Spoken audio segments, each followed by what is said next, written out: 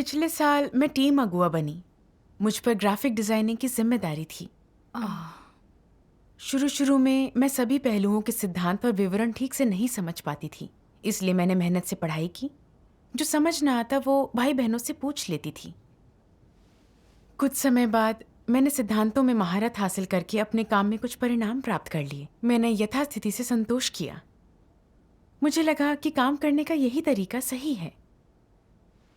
उसके बाद मैंने अपने काम में सुधार लाने के कौशल सीखने बंद कर दिए।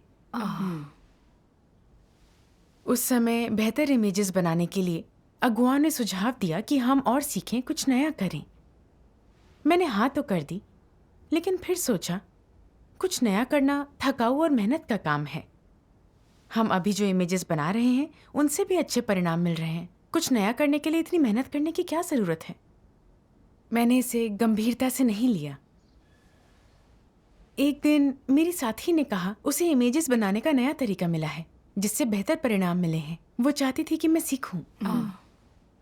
मैंने सोचा परिणाम यकीनन बेहतर हैं, लेकिन मुझे तो ये तकनीक आती नहीं, और अगर मैं ये तकनीक सीख भी लूं तो बहुत समय लगेगा, बड़ी मुसीबत होगी। वैसे भी हमारी मौजूदा तकनीकों से हमारा समय भी बच रहा है और अच्छे परिणाम भी मिल रहे हैं, तो नई तकनीक सीखने की जहमत क्यों उठाऊं? काम बस ठीक होना चाहिए। इसलिए मैंने पुरानी तकनीक से ही इमेजेस बनाना जारी रखा। समूह कार्य पर नजर रखने के दौरान मैं परेशानी से बचने के उपाय खोजती। शुरू में समूह की एकमात्र प्रभारी मैं ही थी, तो दबाव बहुत रहता था। बाद में बहन हान का साथ मिल गया तो मुझे बहुत अच्छा लगा। मैंने सोचा बहन हान अपने काम में बहुत अच्छी है और कीमत चुकाने को भी तैयार है। आगे चलकर मैं उस पर काम का ज्यादा बोझ डाल सकती हूँ। इस तरह मेरा तनाव कम रहेगा और मुझे ज्यादा चिंता नहीं करनी पड़ेगी। जब बहन हान पर काम का बोझ बढ़ा तो उसने कहा कि समय की कमी के कारण उस पर बहुत दबाव है। मैंने आत्मचिंतन करने के बजाय इसे अभ्यास का मौका बताकर बात टाल दी और उसे काम से लादती रही। उस वक्त मुझे थोड़ा अपराध बोध हुआ। मुझे लगा वो कुछ ज्यादा ही दबाव में है, मैंने ज्यादा काम दे दिया और ये मेरी ज्यादती है। लेकिन खुद मेहनत से बचने के लिए मैं उसे काम से लादती रही। इसलिए मैं कुछ नया सीखने के बजाय काम का बोझ उस पर डालती रही और खाली समय का मजा लेती रही। उस खाली वक्त में मुझे जो अच्छा लगता मैं वो करती। उस दौरान अपने सौंदर्य बोध में सुधार के नाम पर मैं धर्मनिरपेक्ष लघु फिल्में देखा करती। मैंने लगातार एक के बाद एक फिल्में देखी। परमेश्वर के वचन पढ़ते हुए और सभाओं में भी वे वीडियो क्लिप मेरे दिमाग में घूमती रहती और इसलिए मैं परमेश्वर के वचनों पर चिंतन नहीं कर पाती। दिन ब दिन मेरी रुचि दैहिक सुखों और स्वादिष्ट भोजन बनाने में बढ़ती गई और मैं तरह तरह की ऑनलाइन समाचार वीडियो देखने लगी।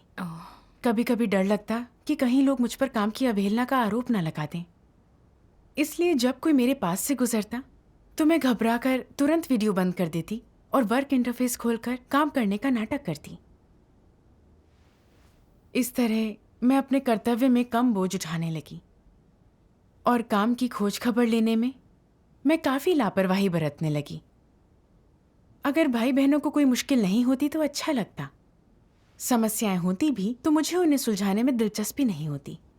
मैं सोचती अगर मैं सभी की समस्याएं हल करने का प्रयास करूंगी तो उसमें कितना समय और मेहनत जाया होगी। अच्छा होगा वे अपनी समस्या खुद सुलझाएं। मैं बस उन्हें कहूंगी कि तकनीक जानने वालों के साथ समस्याएं सुलझाएं। जहां मैं हफ्ते में एक बार उनके काम की जानकारी लेती थी, अब 15 दिन में एक बार पर आ गई थी। कभी कभी मुझे अपराध बोध होता।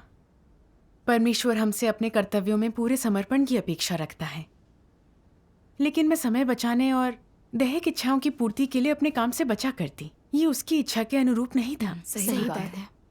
लेकिन देखा जाए तो मैंने इमेजेस बनाने के काम में देरी नहीं की थी। मेरे काम में कोई स्पष्ट समस्या नहीं थी और सब कुछ सामान्य था, तो मुझे ये समस्या बड़ी नहीं लगी। और इस तरह आपने खुद को माफ कर दिया। हाँ, धीरे धीरे मुझे परमेश्वर की उपस्थिति का एहसास नहीं रहा। ना मुझे प्रार्थनाएं द्रवित करती और ना ही ईश वचनों से प्रबोधन मिलता। मेरे अंदर इमेजेस बनाने की प्रेरणा भी नहीं रही। मेरे काम के परिणाम बद से बदतर होते गए। इसके अलावा मैं काम की गंभीरता से खोज खबर नहीं ले रही थी। उनकी कठिनाइयों की परवाह नहीं की, सत्य नहीं खोजा। इसलिए वे अपने काम में आलसी हो गए थे। वे आगे ना बढ़कर यथास्थिति से संतुष्ट थे। वे काम में कोई प्रगति नहीं कर रहे थे और अच्छे परिणाम नहीं दे रहे थे। क्या आपने उस समय विचार करके समस्या पहचानी? मुझे बस इतना लगा कि कुछ गड़बड़ है और मैं थोड़ी भ्रमित थी। पवित्र आत्मा के कार्य के बिना हृदय संवेदना शून्य होता है। सही है। कोई याद भी दिलाता तो मैं परवाह ना करती। एक दिन अचानक एक कलीसिया अगुआ मुझसे मिलने आ गई और पूछने लगी, तुम इतने समय से इमेजेस बना रही हो, फिर काम इतना कम और बेअसर क्यों है? यकीन नहीं होता कि तुम्हारा काम इतना खराब हो गया है। उसने मुझे बेकार काडर होने के लिए उजागर किया और कहा कि मेरे कारण भाई बहनों के काम में गुणवत्ता नहीं रही। वे निकम्मे, आलसी और अयोग्य हो गए हैं। और ये कि मैं परमेश्वर को धोखा देकर कलीसिया का नुकसान कर रही हूं। और अगर मैंने चिंतन कर प्रायश्चित नहीं किया तो मैं अपना काम गंवा दूंगी। बिल्कुल। जब अगुआ ने आपको उजागर कर आपकी मदद की तो आपने क्या सोचा? उस समय अगुआ की बात सुनकर मन आहत तो हुआ, लेकिन मुझे गंभीरता का एहसास नहीं हुआ और इसीलिए मैंने आत्मचिंतन नहीं किया। उसके बाद मैं बेमन से अपने कार्य की जानकारी लेती और मैंने वो वीडियो देखने बंद कर दिए जो मेरे काम से नहीं जुड़े थे। महीने भर बाद लंबे समय तक जैसे तैसे काम निपटाने, ढिलाई बरतने और चलताऊ काम के कारण मुझे बर्खास्त कर दिया और वास्तविक कार्य ना करने के कारण 2 अन्य बहनों को भी निकाल दिया। मेरी अगुआ ने मुझे कर्तव्यों में लापरवाही बरतने, टाल मटोल करने और गुप्त मंशा रखने के लिए उजागर किया, जो परमेश्वर को धोखा देना है। बोली ना तो मैंने सबके काम पर नजर रखी और ना ही समस्याएं हल की। जो उनके बर्ताव का बचाव और अनदेखी करना हुआ, जिससे कलीसिया को नुकसान हुआ। सही थी। अगुआ को मेरा व्यवहार उजागर करते सुनकर मैं हैरान रह गई। मेरा काम इतना खराब था कि लोग बर्दाश्त नहीं कर पा रहे थे और मुझे जरा भी एहसास नहीं हुआ, नहीं लगा कि मैं काम बाधित कर रही हूं। मैं इतनी बेसुध क्यों थी? उन दिनों मुझे बार बार लगता कि मैं जो भी काम कर रही हूं वो पूरी जागरूकता से कर रही हूं। जानती थी अपना कर्तव्य निष्ठा से करना चाहिए, लेकिन मैं इतनी धूर्त और काम में इतनी बेपरवाह क्यों थी? मैं किस तरह की इंसान हूं? दुख में डूबकर मैंने परमेश्वर से राह दिखाने को कहा ताकि खुद को जान सकूं। फिर मैंने परमेश्वर के वचनों का एक अंश पढ़ा। मैं पढ़कर सुनाती हूँ। ठीक है। परमेश्वर कहते हैं, नूह ने केवल कुछ ही संदेश सुने थे और उस समय परमेश्वर ने ज्यादा वचन व्यक्त नहीं किए थे। इसलिए इसमें कोई संदेह नहीं कि नूह ने बहुत से सत्य नहीं समझे थे। उसे ना आधुनिक विज्ञान की समझ थी, ना आधुनिक ज्ञान की। वह एक अत्यंत सामान्य व्यक्ति था, मानव जाति का एक मामूली सदस्य। फिर भी एक मायने में वह सबसे अलग था। वह परमेश्वर के वचन सुनना जानता था। जानता था कि परमेश्वर के वचनों का अनुसरण और पालन कैसे करना है। जानता था कि मनुष्य की स्थिति क्या है और वह परमेश्वर के वचनों पर विश्वास करने और उनका पालन करने में सक्षम था। इससे अधिक कुछ नहीं। नूह को परमेश्वर द्वारा सौंपे गए काम को क्रियान्वित करने देने के लिए ये कुछ सरल सिद्धांत पर्याप्त थे और वह इसमें केवल कुछ महीनों, कुछ वर्षों या कुछ दशकों तक नहीं, बल्कि 1 शताब्दी से भी अधिक समय तक दृढ़ता से जुटा रहा। क्या यह संख्या आश्चर्यजनक नहीं है? नूह के अलावा इसे और कौन कर सकता था? कोई नहीं। और क्यों नहीं कर सकता था? कुछ लोग कहते हैं कि इसका कारण सत्य को ना समझना है, लेकिन ये तथ्य के अनुरूप नहीं है। नूह ने कितने सत्य समझे थे? नूह ये सब करने में सक्षम क्यों था? आज के विश्वासियों ने परमेश्वर के बहुत से वचन पढ़े हैं। वे कुछ सत्य समझते हैं, तो ऐसा क्यों है कि वे ऐसा करने में असमर्थ हैं? अन्य लोग कहते हैं कि यह लोगों के भ्रष्ट स्वभाव के कारण है। लेकिन क्या नूह का स्वभाव भ्रष्ट नहीं था? क्यों नूह इसे हासिल करने में सक्षम था, लेकिन आज के लोग नहीं हैं? क्योंकि आज के लोग परमेश्वर के वचनों पर विश्वास नहीं करते। वे ना उन्हें सत्य मानते हैं और ना ही उनका पालन करते हैं। और वे परमेश्वर के वचनों को सत्य मानने में असमर्थ क्यों हैं? वे परमेश्वर के वचनों का पालन करने में असमर्थ क्यों हैं? उन्हें परमेश्वर का कोई भय नहीं है। तो जब लोगों में सत्य की समझ नहीं होती और उन्होंने बहुत से सत्य नहीं सुने होते, तो उनमें परमेश्वर का भय कैसे उत्पन्न होगा? लोगों की मानवता में दो सबसे कीमती चीजें अवश्य मौजूद होनी चाहिए। पहला है विवेक और दूसरा है सामान्य मानवता की भावना। इंसान होने के लिए इन दो चीजों का होना न्यूनतम मानक है। ये किसी व्यक्ति को मापने के लिए न्यूनतम सबसे बुनियादी मानक है। लेकिन यह आज के लोगों में नदारत है, और इसीलिए चाहे वे कितने ही सत्य सुन लें और समझ लें, उनमें परमेश्वर का भय नहीं होता। तो नूह के सार से आज के लोगों के सार में क्या अंतर है? उनमें मानवता नहीं है। और मानवता की इस कमी का सार क्या है? जानवर और राक्षस। जानवर और राक्षस कहना अच्छा नहीं लगता, लेकिन यह तथ्यों के अनुरूप है। इसे कहने का विनम्र तरीका है कि उनमें कोई मानवता नहीं होती। बिना मानवता और समझ के लोग नहीं होते। जानवरों से भी नीचे होते हैं। नूह परमेश्वर की आज्ञा पूरी करने में सक्षम इसलिए था क्योंकि जब नूह ने परमेश्वर के वचन सुने तो वह उन्हें याद रखने में सक्षम था। उसके लिए परमेश्वर की आज्ञा एक जीवन भर की जिम्मेदारी थी। उसकी आस्था अटूट थी। उसकी इच्छा 100 वर्षों तक अपरिवर्तित रही। ऐसा इसलिए था क्योंकि उसके पास परमेश्वर का भय मानने वाला हृदय था। वह एक वास्तविक व्यक्ति था और उसे इस बात की अत्यधिक समझ थी कि परमेश्वर ने उसे जहाज के निर्माण का काम सौंपा है। नूह जितने समझदार लोग बहुत दुर्लभ हैं। दूसरा नूह खोजना बहुत मुश्किल होगा। आमीन। आमीन।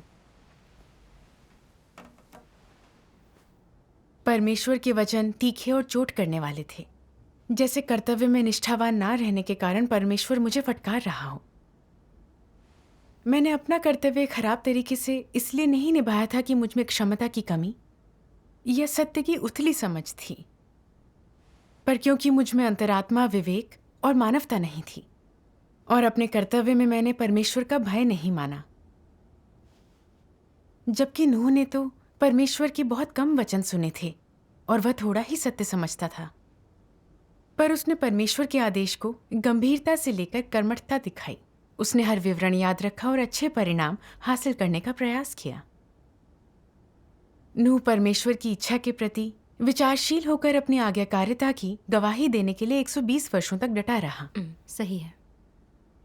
और मेरी स्थिति क्या थी? मैंने परमेश्वर के इतने वचन पढ़े, इतने सत्य और रहस्य जाने, पहले के लोगों से अधिक पाया, लेकिन फिर भी मैंने अपने कर्तव्य में चालाकी और शिथिलता दिखाई। मुझे पता था कि कैसे अच्छे परिणाम पाकर परमेश्वर की गवाही देनी है, लेकिन इन्हें मुसीबत समझकर मैं इनसे बचती थी और अपनी साथी का फायदा उठाकर उसे काम से लादे रखती। भाई बहनों की मुश्किलों के वक्त मैं अपना आराम ढूंढती, हल खोजने के लिए मेहनत नहीं करना चाहती थी।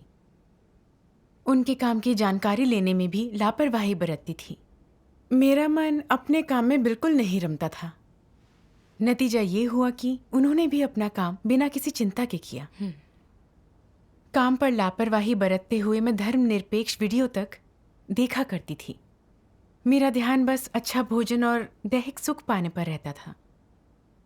पकड़े जाने के डर से मैं चीजें छिपाती और कपट से काम करती थी। हालांकि ये सब हरकतें करते समय मेरी अंतरात्मा मुझे फटकारती थी कि ऐसा करना परमेश्वर की इच्छा के विरुद्ध है। फिर भी मैं अड़ियल बनकर ऐसा करती रही। मेरी अंतरात्मा और विवेक बेहद कमजोर थे। मेरी तुलना नूह से ही नहीं निष्ठापूर्वक काम करने वाले भाई बहनों से भी नहीं हो सकती थी। इस तरह अपना कर्तव्य निभाना परमेश्वर को मूर्ख बनाकर धोखा देना था। मुझे बर्खास्त करके परमेश्वर ने अपना धार्मिक स्वभाव दिखाया था। मेरा व्यवहार सचमुच अनुचित था। हाँ, तो फिर उस समय आपने अपनी स्थिति किस तरह सुधारी? उस समय मैं अक्सर इस बारे में सोचा करती थी। मैं सोचती कि मुझ में अंतरात्मा और विवेक का अभाव क्यों है। फिर एक दिन मैंने परमेश्वर के वचनों का एक भजन सुना। शैतान के हाथों इंसान के दूषण के परिणाम का सत्य मैं पढ़ती हूँ। ठीक है। ठीक है। बरसों से अपने अस्तित्व के लिए लोगों के विचारों ने उनके दिल को दूषित कर रखा है, जिससे वे विश्वासघाती, कायर और नीच हो गए हैं। उनमें न इच्छा शक्ति है, न संकल्प है। वे लालची और स्वेच्छाचारी बन गए हैं। उनमें खुद से ऊपर उठने के संकल्प का अभाव है। उनमें इन अंधेरी ताकतों के बंधन से छूटने का साहस नहीं है। लोगों के विचार और जीवन इतने सड़े हुए हैं कि परमेश्वर पर विश्वास करने के बारे में उनके दृष्टिकोण विभत्स हैं।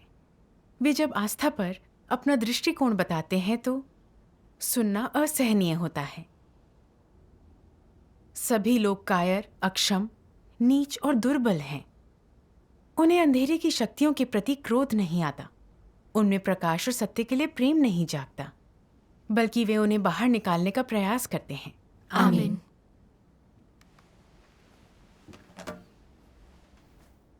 इन वचनों पर विचार कर मैं समझ गई, काम में लापरवाही कर मैं परमेश्वर को मूर्ख बनाने की कोशिश कर रही थी, क्योंकि मैं शैतानी फलसफों के सहारे जी रही थी। जैसे जिंदगी छोटी है, जब तक हो आनंद उठाएं। आज की मस्ती आज ही कर लो और 4 दिन की जिंदगी है, मौज कर लो। इस बकवास ने मेरा दिमाग भ्रष्ट और विकृत कर दिया। मुझे लगा कि आराम और सुकून से जिंदगी जीना ही समझदारी का काम है। जब जीवन इतना छोटा है तो भला इतनी मेहनत क्यों की जाए? परिश्रम मूर्खता है। लोगों को अपने प्रति दयालु होकर भरपूर मजा लूटना चाहिए।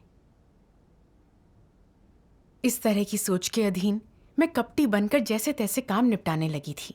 मैं और ज्यादा धूर्त होती गई। जब मैं स्कूल में थी तो एक पार्ट टाइम नौकरी करती थी। काम बहुत आसान था। सुपरवाइजर के जाने के बाद मैं चुपके से आराम करने बेडरूम में चली जाती और कम काम करने के ऐसे तरीके खोजती जिनका पता न चले। एक बार मेरी रूममेट को इसका पता चल गया। उसने कहा कि मैं बहुत आलसी हूं। आगे चलकर असली नौकरी में भी मैं परेशानी से बचना चाहूंगी। उसकी बातें सुनकर मैं बहुत शर्मिंदा हो गई। लेकिन फिर मैंने सोचा, कोई बात नहीं, तुम्हें जो कहना है कहो। क्या लोगों का मेहनत करना बेवकूफ़ी नहीं है? कहावत है, हर व्यक्ति अपनी सोचे बाकियों को शैतान ले जाए। कौन है जो अपने लिए नहीं जीता?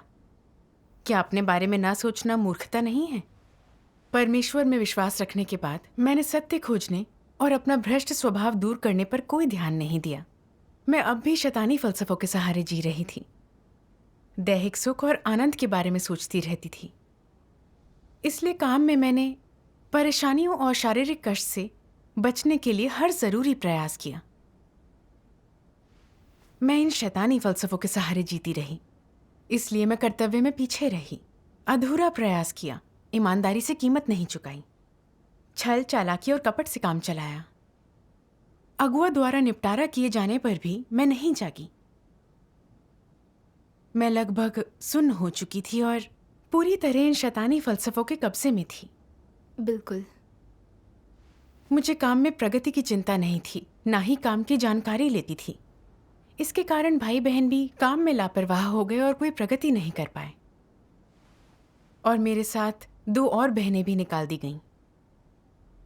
इस तरह काम करके मैंने लोगों को बहुत नुकसान पहुंचाया। हाँ। शैतानी फलसफे से भ्रष्ट होकर मैंने अपनी इंसानियत पूरी तरह गंवा दी थी। मैं आलसी, स्वार्थी, चालाक और धोखेबाज बन गई थी। एक दयनीय और शर्मनाक स्थिति में जी रही थी। ये एहसास होने पर मैंने परमेश्वर से प्रार्थना की। मैंने कहा, परमेश्वर, मुझे इस तरह बिल्कुल नहीं जीना। मुझे मेरे शैतानी स्वभाव के बंधन से बचाओ। आमीन। परमेश्वर का धन्यवाद। तुम्हारे विश्लेषण के बिना मैं इन शैतानी विषयों से होने वाली पीड़ा ना समझ पाती। मुझे ये प्रसिद्ध कहावतें पसंद थी। मुझे लगता था कि यह बेफिक्री से जीना है, जबकि यह दैहिक हितों को आगे रखना आवारा और स्वच्छंद होना है। सही बात है। ऐसे जीना पतित और मर्यादाहीन होना है। बिल्कुल। अब ये समझ आने पर आखिर आपने किस तरह से अभ्यास किया? बाद में परमेश्वर के वचन पढ़कर मुझे अभ्यास का मार्ग मिला। आइए इसका वीडियो देखते हैं। बढ़िया।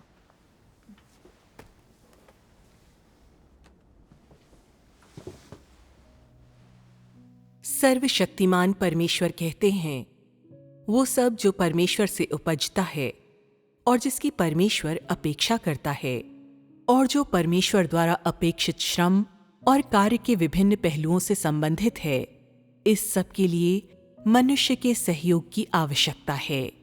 ये सब मनुष्य का कर्तव्य है। कर्तव्यों का दायरा बहुत व्यापक है। कर्तव्य तुम्हारी जिम्मेदारी हैं। वे वही हैं जो तुम्हें करना चाहिए, और यदि तुम हमेशा उनके बारे में टालमटोल करते हो तो फिर समस्या है। नरमी से कहा जाए तो तुम बहुत आलसी हो, बहुत धोखेबाज हो, तुम निठल्ले हो, आराम पसंद हो और श्रम से घृणा करते हो। अधिक गंभीरता से कहा जाए तो तुम अपना कर्तव्य निभाने के इच्छुक नहीं हो। तुम में कोई प्रतिबद्धता नहीं है, कोई आज्ञाकारिता नहीं है। यदि तुम इस छोटे से कार्य में भी प्रयास नहीं कर सकते तो तुम क्या कर सकते हो? तुम ठीक से क्या करने में सक्षम हो?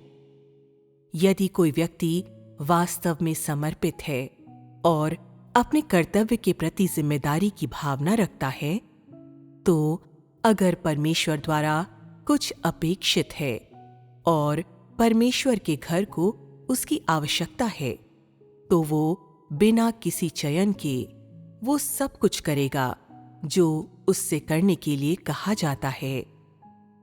वो जो कुछ भी करने में सक्षम है और जो कुछ उसे करना चाहिए, वो उसकी जिम्मेदारी लेकर उसे पूरा करेगा। क्या ये अपना कर्तव्य निभाने के सिद्धांतों में से एक है? हाँ।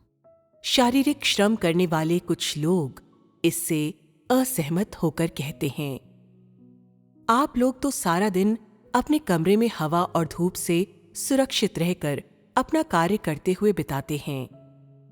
इसमें जरा भी कठिनाई नहीं होती। आप लोगों का काम हमारी तुलना में बहुत आरामदेह है।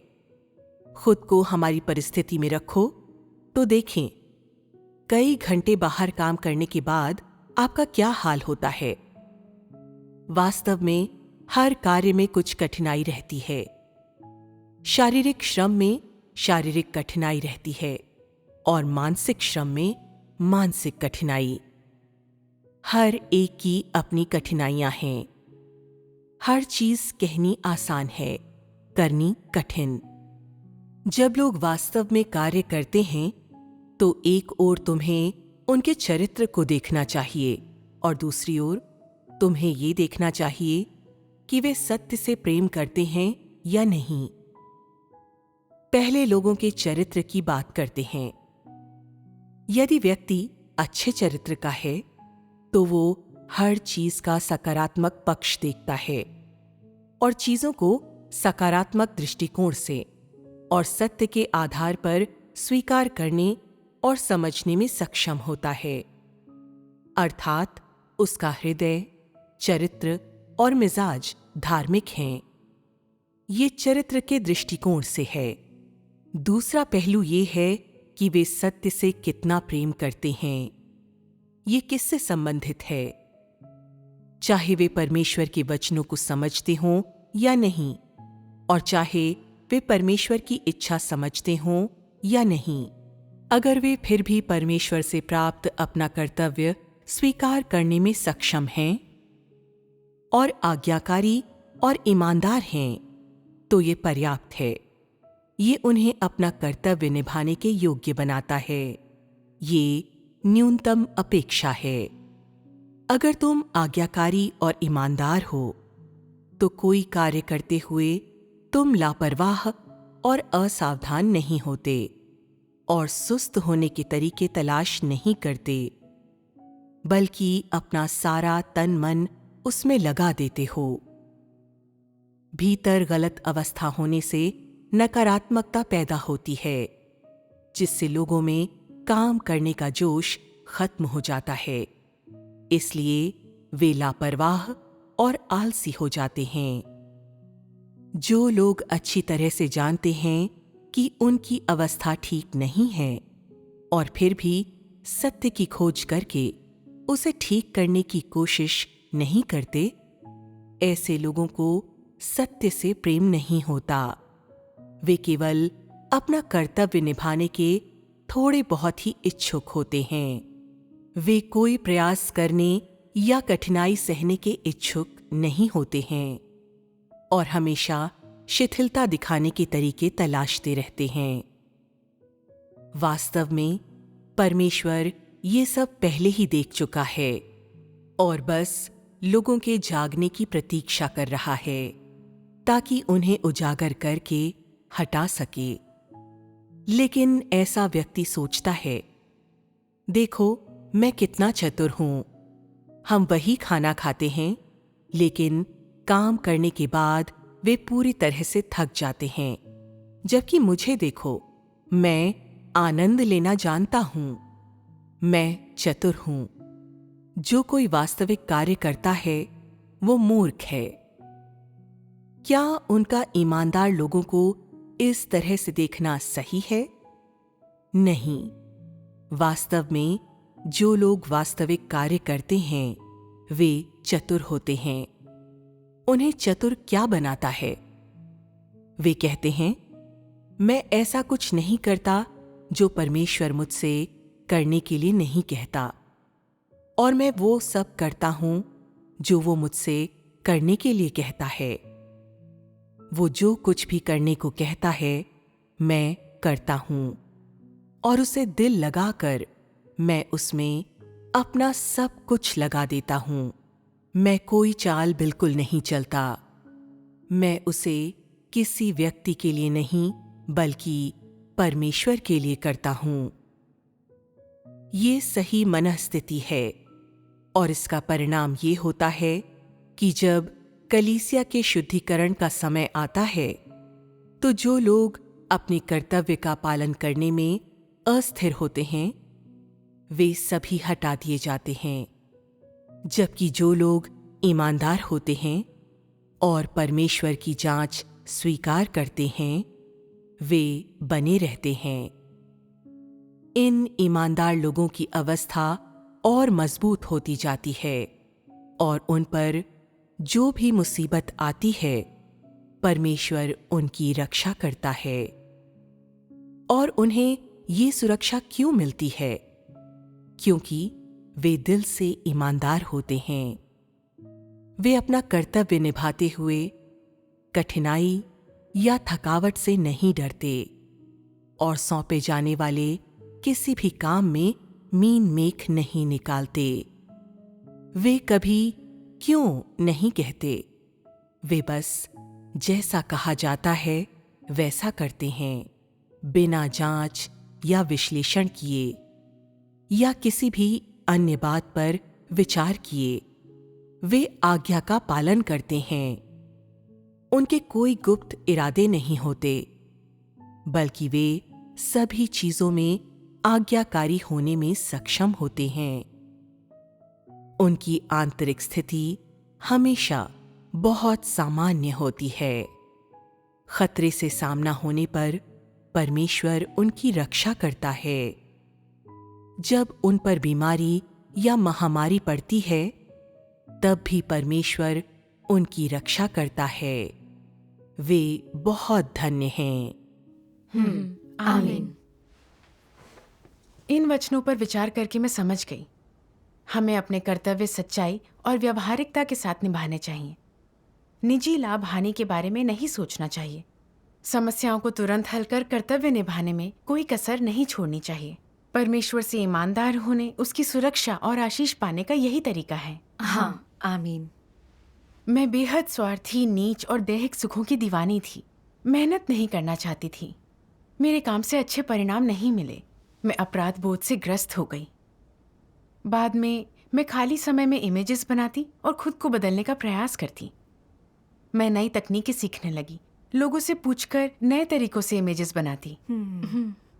कठिनाई में परमेश्वर से प्रार्थना करती, सुझावों के आधार पर कई बार संशोधन करती। नई इमेज के बारे में सोचते हुए हर नजरिए से विचार करती कि क्या इसे बनाने का कोई और नया तरीका भी है। और फिर इस तरह अपने काम में अभ्यास करने के बाद मैंने परमेश्वर का आशीर्वाद देखा। मैंने कॉन्सेप्ट और तकनीक में कुछ नया किया, जिसे देख सबने कहा कि अब मेरी इमेजेस पहले से बेहतर हैं। मेरे अंदर काम करने का नया जोश भर गया। अब मैं भाई बहनों को भी प्रेरित कर पा रही थी। अब हर कोई कुछ नया और बेहतर करना चाहता था। परमेश्वर का धन्यवाद। बहुत खूब। जब मैंने पूरी लगन और मेहनत से काम करना शुरू किया तो खुद को बहुत सुरक्षित महसूस किया। परमेश्वर से कहने को बहुत कुछ था। मैं कुछ समस्याएं भी समझने लगी और अपने काम में प्रगति भी करने लगी। मैंने जाना कि परमेश्वर सच में पवित्र है। वह पवित्र स्थानों में प्रकट होता है, मलिन स्थानों में खुद को छिपाता है। अनायास ही मेरे दिल में परमेश्वर के प्रति श्रद्धा जगने लगी। पूरी लगन और मेहनत से काम करने के बावजूद अब मुझे थकान नहीं होती थी। हालांकि कभी कभी थोड़ा अधिक सोचना पड़ता था, लेकिन मन में संतोष और आनंद था। परमेश्वर लोगों से असंभव की अपेक्षा नहीं करता। थोड़े से प्रयास से सब कुछ हासिल किया जा सकता है। मैंने परमेश्वर का आभार व्यक्त किया। परमेश्वर का धन्यवाद।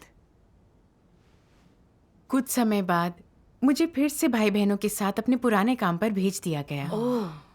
तब मैंने आभारी तो महसूस किया, लेकिन लगा कि मैं इसके लायक नहीं। इसलिए मैंने परमेश्वर से प्रार्थना की।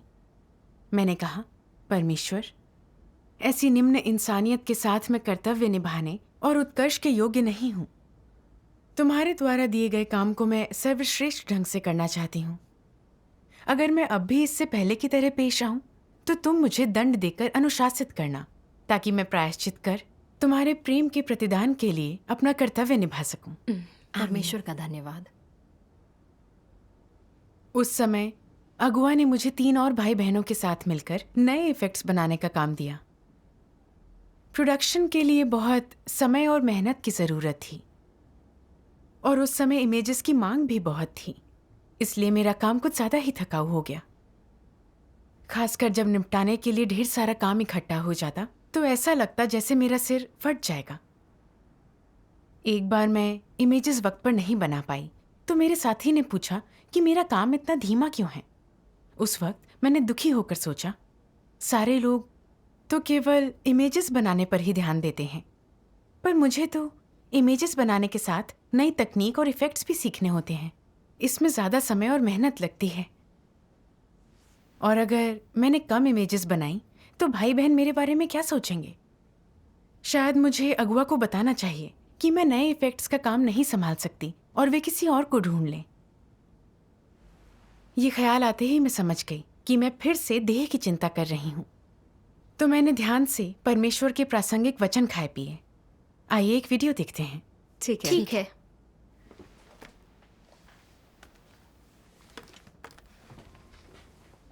सर्वशक्तिमान परमेश्वर कहते हैं, तुम्हें एक ईमानदार व्यक्ति होना चाहिए। समस्याएं सामने आने पर तुम में जिम्मेदारी की भावना होनी चाहिए और समस्याएं हल करने के लिए तुम्हें सत्य तलाशने के तरीके खोजने चाहिए। विश्वासघाती व्यक्ति मत बनो।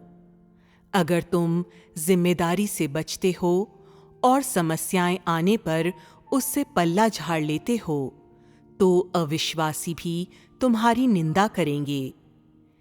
क्या तुम्हें लगता है परमेश्वर का घर निंदा नहीं करेगा? परमेश्वर के चुने हुए लोग ऐसे व्यवहार को तिरस्कृत और अस्वीकृत करते हैं। परमेश्वर ईमानदार लोगों से प्रेम करता है, लेकिन धोखेबाज और चालाक लोगों से घृणा करता है। अगर तुम एक विश्वासघाती व्यक्ति की तरह कार्य करते हो और छल करने का प्रयास करते हो, तो क्या परमेश्वर तुमसे घृणा नहीं करेगा? क्या परमेश्वर का घर तुम्हें बिना सजा दिए छोड़ देगा? देर सवेर तुम्हें जवाबदेह ठहराया जाएगा। परमेश्वर ईमानदार लोगों को पसंद करता है और विश्वासघाती लोगों को नापसंद करता है। सभी को ये स्पष्ट रूप से समझ लेना चाहिए और भ्रमित होना और मूर्खतापूर्ण कार्य करना बंद कर देना चाहिए। क्षणिक अज्ञान समझ में आता है, लेकिन सत्य को स्वीकार करने से एकदम इनकार कर देना, बदलने से हठपूर्वक इनकार करना है। ईमानदार लोग जिम्मेदारी ले सकते हैं। वे अपनी लाभ हानि पर विचार नहीं करते, बल्कि परमेश्वर के घर के काम और हितों की रक्षा करते हैं। उनके दिल दयालु और ईमानदार होते हैं, साफ पानी के उस कटोरे की तरह जिसका तल एक नजर में देखा जा सकता है। उनके कार्यों में भी पारदर्शिता होती है। धोखेबाज व्यक्ति हमेशा छल करता है, हमेशा चीजें छिपाता है, लीपापोती करता है और खुद को ऐसा ढक लेता है कि कोई भी उसकी असलियत नहीं देख सकता। लोग तुम्हारे आंतरिक विचार नहीं देख सकते, लेकिन परमेश्वर तुम्हारे दिल में मौजूद गहनतम चीजें देख सकता है। अगर परमेश्वर देखता है कि तुम एक ईमानदार व्यक्ति नहीं हो, कि तुम धूर्त हो, कि तुम कभी सत्य को नहीं स्वीकारते, कि तुम हमेशा उसे धोखा देने की कोशिश करते हो और तुम अपना दिल उसके हवाले नहीं करते, तो परमेश्वर तुमसे प्रेम नहीं करेगा। वो तुमसे नफरत करेगा और तुम्हें त्याग देगा। जो लोग अविश्वासियों के बीच लोकप्रिय होते हैं, जो वाक्पटु और हाजिर जवाब होते हैं, वे किस तरह के लोग होते हैं? क्या ये तुम लोगों को स्पष्ट है? उनका सार कैसा होता है? कहा जा सकता है कि वे सभी असाधारण रूप से शातिर होते हैं। वे सब अत्यंत धूर्त और लिजलिजे होते हैं। वे असली दुष्ट शैतान होते हैं। क्या परमेश्वर ऐसे लोगों को बचा सकता है? परमेश्वर शैतानों से सबसे ज्यादा नफरत करता है। वे लोग जो चालबाज और कपटी होते हैं। परमेश्वर ऐसे लोगों को कभी नहीं बचाएगा। इसलिए तुम कुछ भी करो, पर तुम्हें इस तरह का व्यक्ति नहीं होना चाहिए, जो हमेशा सतर्क रहते हैं और बहुत सोच समझ कर बोलते हैं, जो देखते हैं कि हवा किस तरफ बह रही है और अपने मामले छल कपट से संभालते हैं। मैं कहता हूं, परमेश्वर ऐसे लोगों से सबसे ज्यादा नफरत करता है। इस तरह के लोगों के लिए छुटकारे की कोई आशा नहीं होती। अगर परमेश्वर में अपनी आस्था के दौरान लोग सत्य का अनुसरण नहीं करते, तो इससे कोई फर्क नहीं पड़ता कि वे कितने वर्षों से विश्वासी रहे हैं। अंत में उन्हें कुछ भी प्राप्त नहीं होगा। अगर वे परमेश्वर को पाना चाहते हैं, तो उन्हें सत्य पाना होगा। अगर वे सत्य समझते हैं, सत्य का अभ्यास करते हैं और सत्य की वास्तविकता में प्रवेश करते हैं, तो ही वे सत्य प्राप्त करेंगे और परमेश्वर द्वारा बचाए जाएंगे। तभी वे परमेश्वर की स्वीकृति और उसके आशीष प्राप्त करेंगे। यही परमेश्वर को प्राप्त करना है। आमीन। परमेश्वर के वचन पढ़कर मुझे लगा मेरे विचार अभी भी गलत हैं। पहले मुझे धूर्त लोग अच्छे लगते थे, वे सही शॉर्टकट लेते हैं। मुझे लगता था कि वे लोग वही काम करते हैं जिनसे वे दूसरों के सामने अच्छे दिखें। मुझे ऐसे लोग स्मार्ट और होशियार लगते थे। मेरी इच्छा होती कि मैं भी वैसी ही बनूं। लेकिन ये वचन पढ़कर मुझे समझ आया कि परमेश्वर की नज़र में ये होशियारी नहीं, धूर्तता है। सही है। हाँ, अपना लक्ष्य हासिल करने के लिए कोई भी नीच हथकंडा अपना सकते हैं। ऐसे लोग गूढ़ और शैतानी प्रकृति के होते हैं। परमेश्वर को सरल और ईमानदार लोग पसंद हैं, जिनमें छल कपट ना हो, जिनकी कुटिल मंशाएं ना हो, जो परमेश्वर द्वारा सौंपे गए कामों का दायित्व ले सकें और जो पूरे दिल और व्यवहारिक ढंग से काम करें। परमेश्वर हमारी जांच करके हमारे सार के अनुसार हमसे व्यवहार करता है। धोखेबाजों के प्रति परमेश्वर घृणा दिखाता है। वह उन्हें सत्य से प्रबुद्ध नहीं करता और अंततः हटा देता है, लेकिन ईमानदार लोगों को प्रबुद्ध कर आशीष देता है। आमीन। फिर मैंने अपने बारे में सोचा। काम के दौरान जब मुझे कीमत चुकानी और शारीरिक कष्ट सहने पड़ते तो मैं काम से बचना चाहती थी ताकि मुझे थकान ना हो। ये स्वार्थ और कपट था, धूर्तता की अभिव्यक्ति थी। अगर मैंने ऐसा किया तो परमेश्वर मुझसे घृणा करेगा, पवित्र आत्मा का कार्य नहीं मिलेगा। ऐसे माहौल में मैं कभी सत्य प्राप्त नहीं कर पाऊंगी। सही है। मुझे एहसास हुआ कि ये काम मेरे लिए परीक्षा है जिससे वह देखना चाहता है कि क्या मैंने प्रगति की, क्या मुझ में कर्तव्य के प्रति दायित्व की भावना है और मैं कर्तव्य और दैहिक सुखों के बीच सही चुनाव कर सकती हूँ या नहीं।